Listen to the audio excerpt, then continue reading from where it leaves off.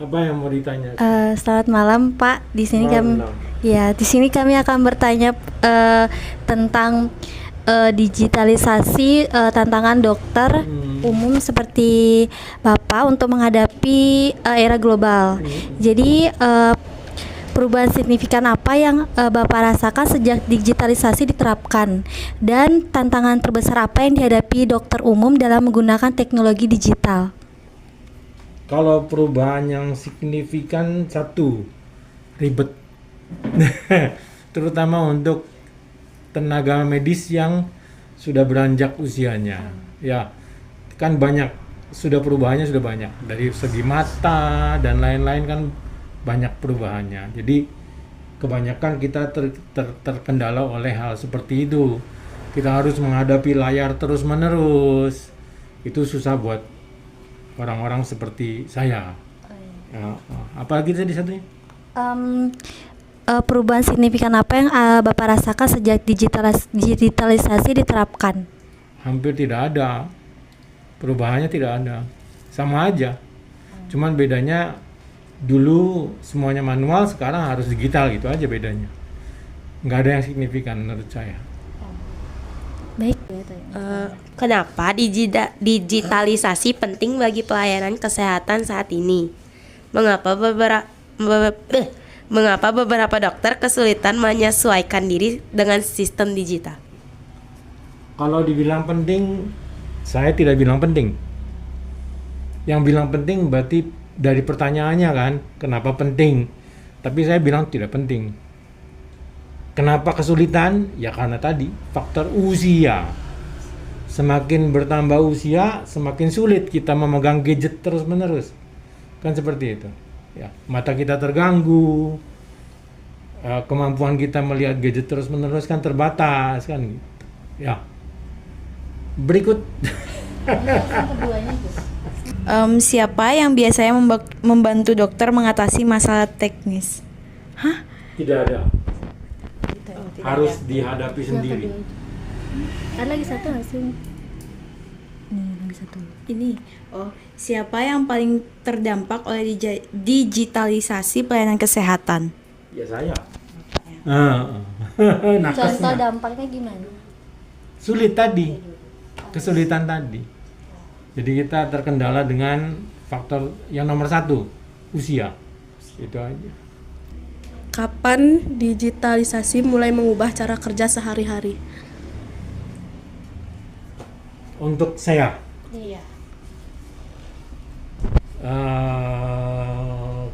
kurang lebih tahun berapa? Sekarang 2005. 2025, 26, 27, 28, sip saya habis.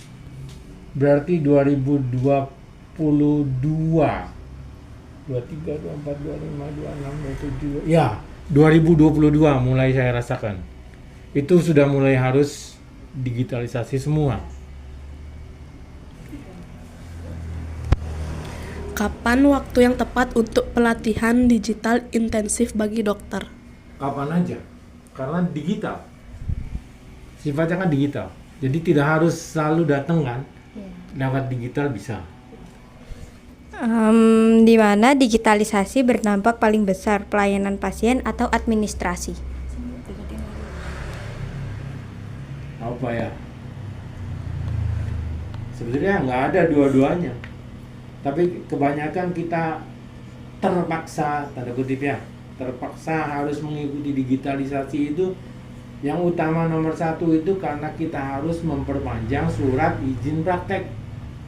Kita harus memenuhi SKP, Satuan Kredit Profesi. Kalau tidak terpenuhi, digitalisasinya dari SKP-nya itu kalau tidak diperlukan sekali gitu loh. Jadi diperlukannya hanya untuk SKP sebetulnya, jujurnya begitu. Tapi kalau untuk pasien atau apa, untuk orang praktek mandiri seperti saya tidak begitu pengaruh. Ya beda dengan rumah sakit ya, beda sekali jauh. Ada lagi?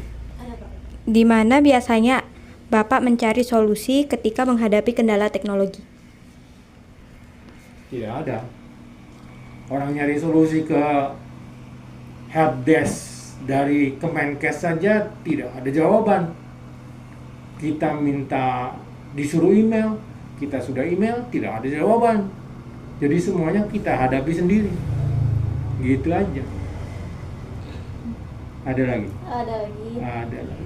Bagaimana digitalisasi mengubah interaksi dokter dengan pasien? Tidak ada.